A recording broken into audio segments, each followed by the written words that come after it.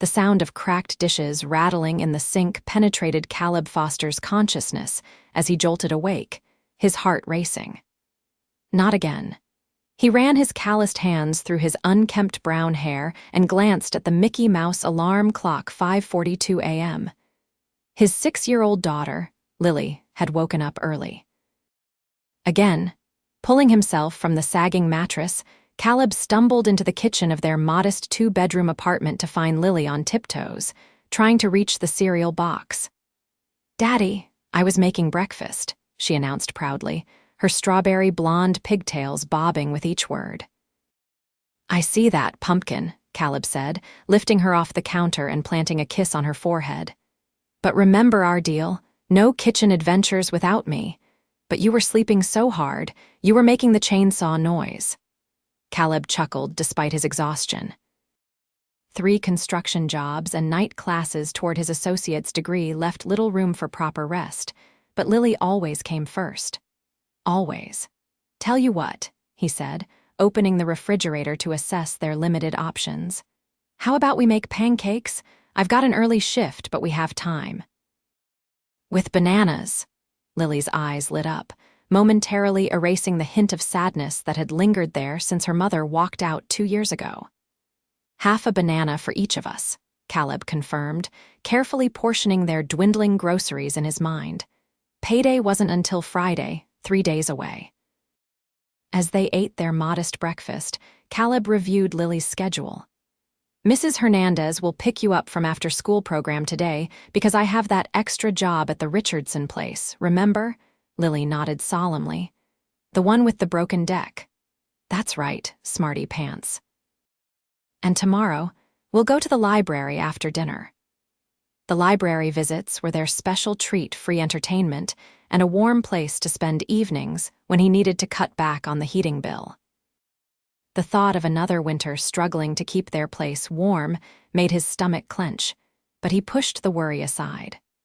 One day at a time, after dropping Lily off at school, Caleb drove his rusted pickup to the main construction site.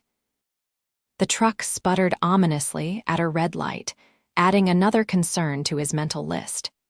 He couldn't afford repairs now, not with Lily's winter boots needing replacements soon.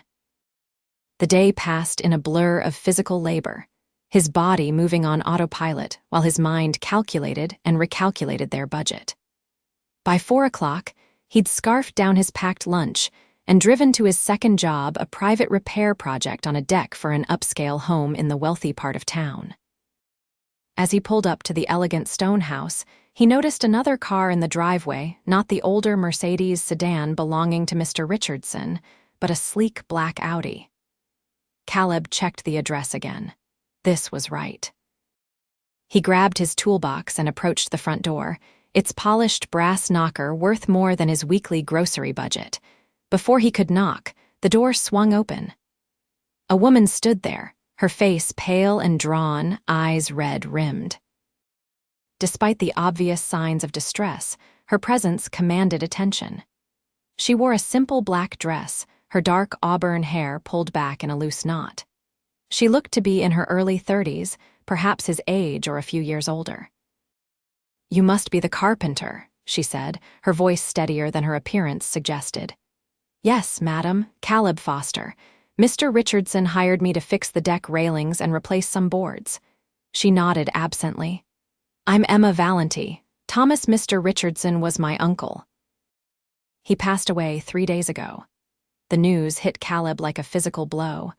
"I'm so sorry for your loss, Miss Valenti. I had no idea. I can come back another time." "No," she said quickly. "Please continue with the work. Uncle Thomas mentioned it needed to be fixed before." Her voice trailed off and she looked away, blinking rapidly. Caleb shifted uncomfortably. "Are you sure? It's really no problem to reschedule." "I'm sure. The deck is around back. I'll show you." He followed her through the immaculate house, feeling acutely aware of his worn work boots and the dust clinging to his clothes. The place was tastefully decorated but had a sterile quality, like a museum rather than a home. On the back deck, Emma pointed out the areas her uncle had mentioned needed repairs. He was concerned about the safety, said the railings were wobbly. As Caleb inspected the deck, he noticed Emma hadn't gone back inside but stood watching him, arms wrapped around herself despite the mild spring weather. "Would you like me to explain what I'm planning to do?" he offered, sensing she needed distraction. She nodded gratefully. "Actually, yes." For the next hour, Caleb worked while maintaining a gentle conversation with Emma. He learned that Thomas Richardson had raised her after her parents died when she was 12. The house had been her home through high school and college before she moved to the city. "He was my last family," she said softly as Caleb secured a loose railing. "I should have visited more often." Caleb paused his work. "I'm sure he understood. Life gets busy." "Too busy, apparently," she replied bitterly. "I was always working, always had another meeting, another conference call." She looked away. "What's the point of success if you lose everyone you care about along the way?" The raw pain in her voice struck a chord with Caleb. "I don't have any profound wisdom to offer, Miss Valenti, but in my experience, grief has its own timeline. Be patient with yourself." She studied him with curiosity. "You speak from experience." Caleb returned to his work, measuring a replacement board. "My wife left 2 years ago. Different kind of loss, but my daughter had to grieve her mother all the same." "You have a daughter?" The question brought a natural smile to his face. "Lily, she's 6, smartest, bravest kid you'll ever meet." "She sounds wonderful," Emma said, a faint smile softening her features for the first time. "She is." After my wife left, Lily would ask these incredibly profound questions about why people leave. "Kids understand more than we give them credit for." He hesitated, then added, "The hardest part was helping her through her pain while dealing with my own." "How did you manage?" Caleb secured another board before answering. "One day at a time. Some days were just about surviving. Others we found little moments of joy. Like our Tuesday library nights, Lily calls it our book feast." Emma's shoulders relaxed slightly. "Book feast, I like that." As the evening progressed, Caleb finished the essential safety repairs and promised to return to complete the cosmetic work. When he presented the bill, Emma insisted on paying for the full job. "I can't take payment for work I haven't done yet," he said firmly. "You will complete it, though?" She asked, something like worry flashing in her eyes. "Of course. My word is good, Miss Valenti. I'll be back tomorrow if that works for you." She seemed relieved. "Tomorrow is fine, and please call me Emma." Driving to pick up Lily from his neighbor's apartment, Caleb reflected on the strange afternoon. He'd spent most of it essentially counseling a grieving woman, which wasn't part of his job description. Yet something about Emma's lonely sorrow had resonated with him. He recognized the look of someone trying desperately to keep their emotions contained, afraid they might never stop if they truly let go. The next day, Caleb arrived at the Richardson now Valenti house after his morning construction shift. Emma answered the door in jeans and a simple sweater, looking marginally less fragile than the previous day. "I brought lunch," she announced, gesturing to a table on the patio where sandwiches and drinks were laid out. "As a thank you for yesterday, for listening." "That's very kind, but not necessary," Caleb said, genuinely surprised. "Please, I insist. I realized last night that you were the first person I've spoken to about Uncle Thomas who didn't offer empty platitudes or treat me like I might shatter." They ate lunch together on the patio, and Caleb found conversation with Emma surprisingly easy.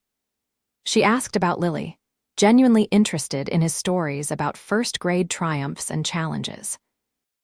In turn, Caleb learned that Emma had been sorting through her uncle's affairs and taking a rare break from her work.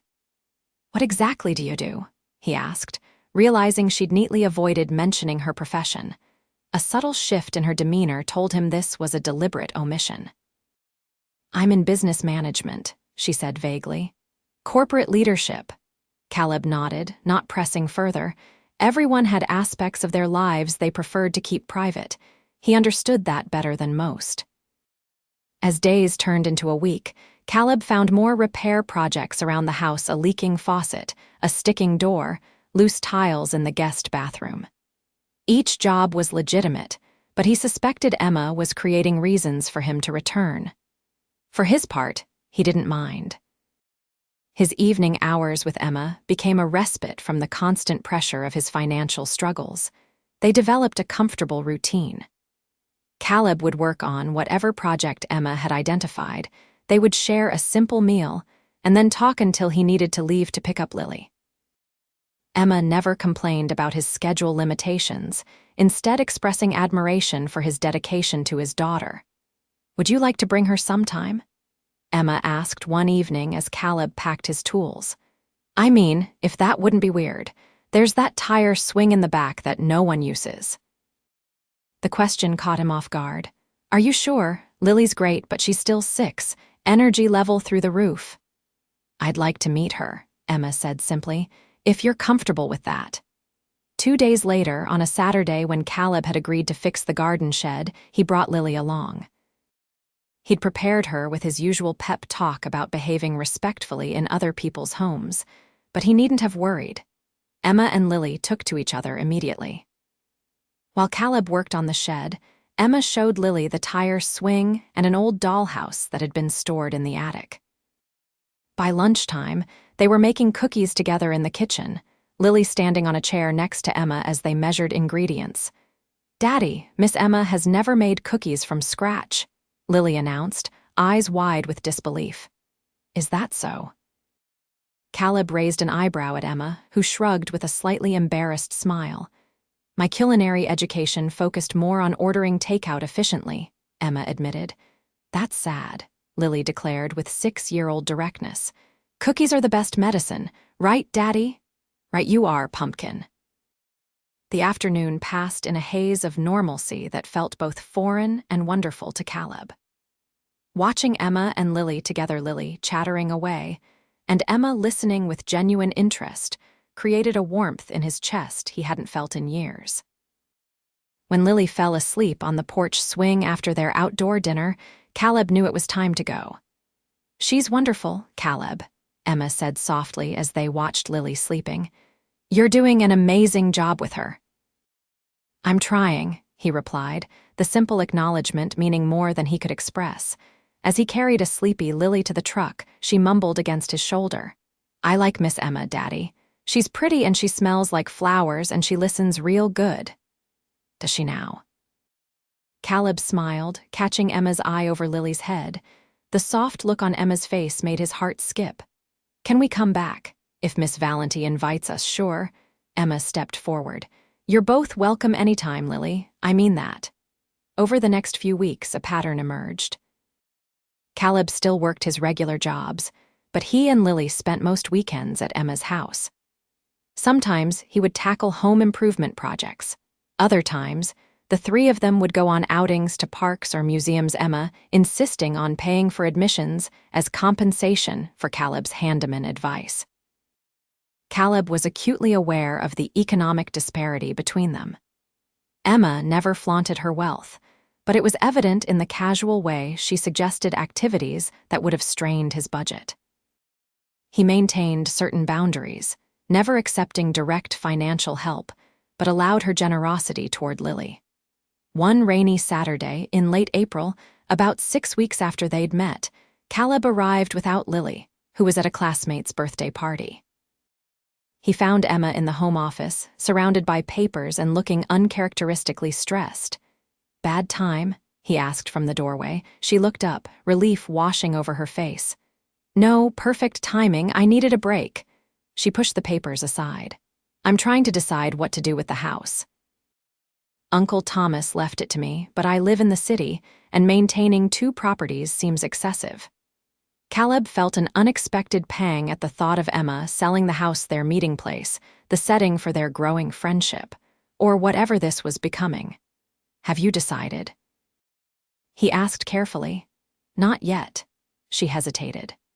"Actually, I wanted to ask your opinion, as someone who knows about building and property values." They walked through the house together, discussing the pros and cons of various updates that might increase the resale value. Emma listened attentively to his suggestions, taking notes on her phone. In the kitchen, she made coffee, and they sat at the table reviewing her options. You know, Emma said, tracing the rim of her mug, I've been thinking about working remotely more often.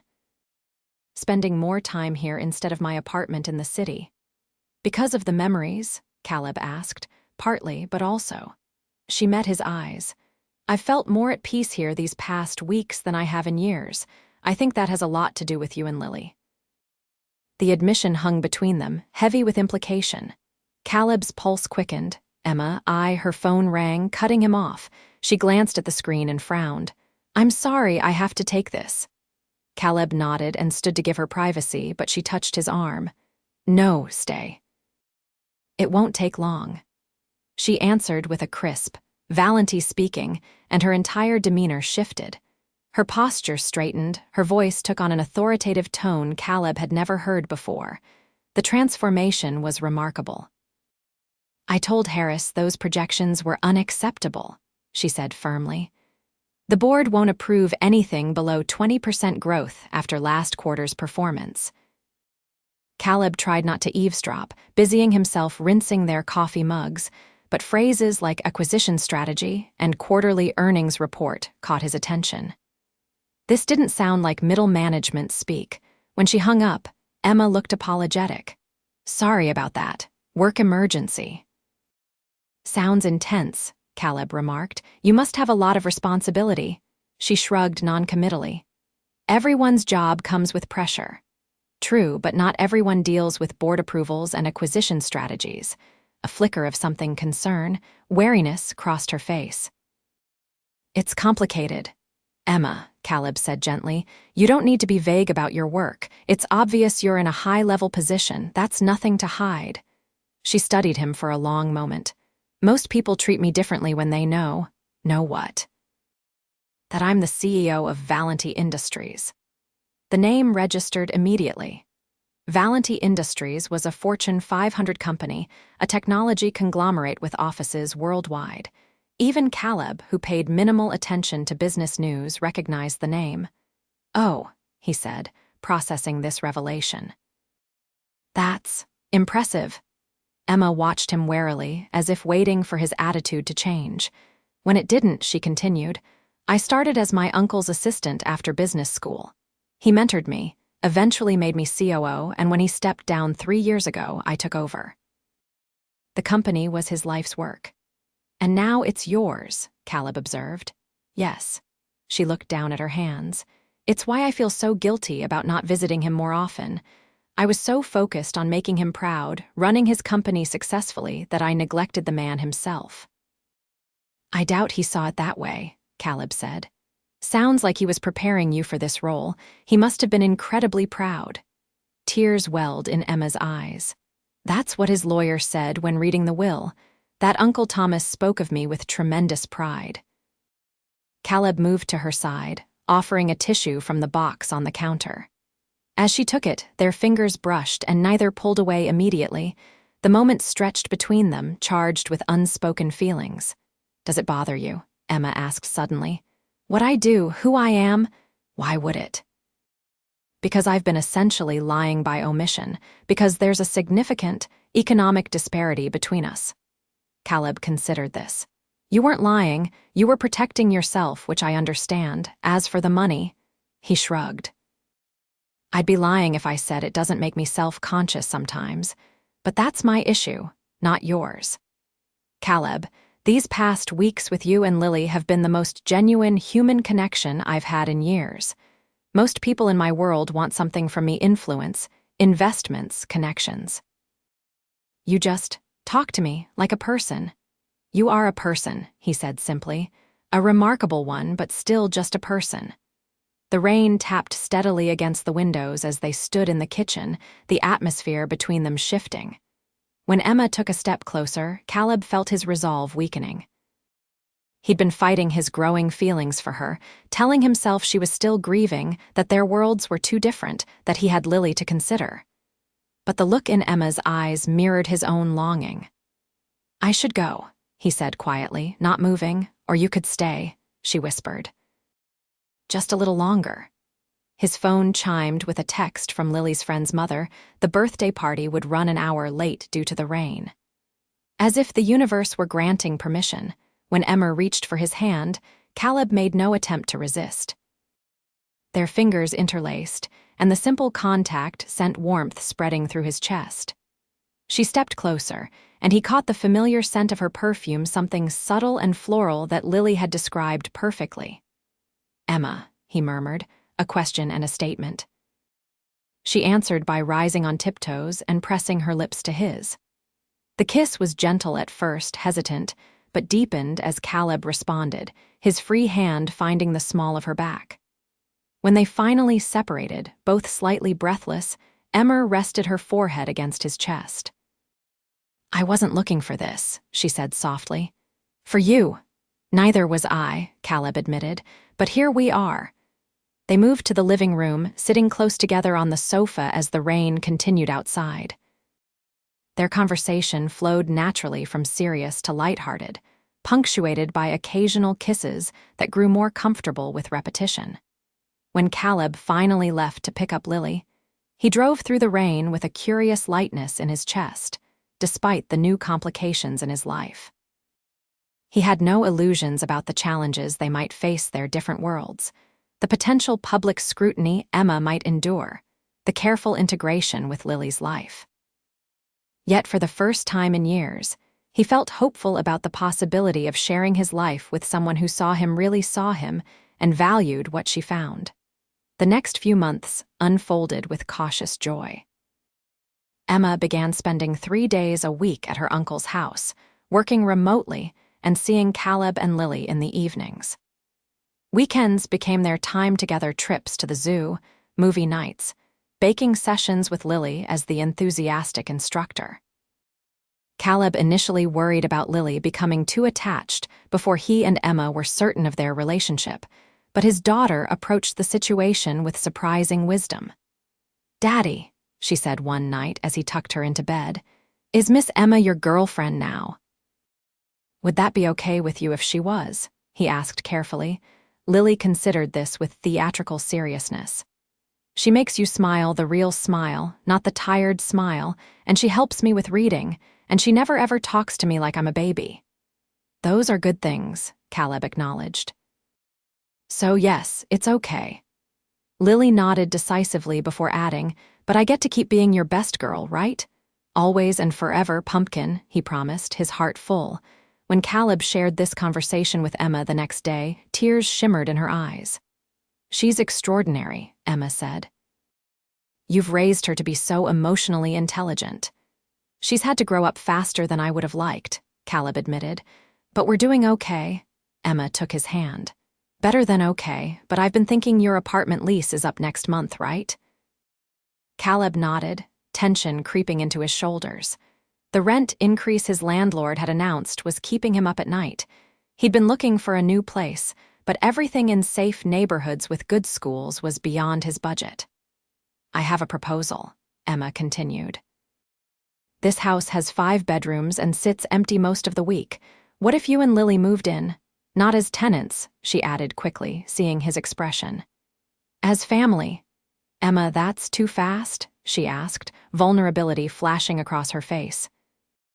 "I know it's only been a few months, but I love you, Caleb. I love Lily. When I'm not with you both, I'm counting the hours until I can be." The declaration of love hung in the air between them. They'd been circling those words, both feeling them, but neither having voiced them until now. "I love you too," Caleb said, the words coming easily because they were true. "But moving in together is a big step, especially with Lily involved." "We could do it gradually," Emma suggested. "Keep your apartment at first, stay here on weekends, see how it feels." Lily would have her own room to decorate however she wants. There's that perfect space off the kitchen that would make an incredible home office for your online classes. The thought was tempting more than tempting, but Caleb's pride still wrestled with accepting such generosity. "I need to contribute," he said firmly.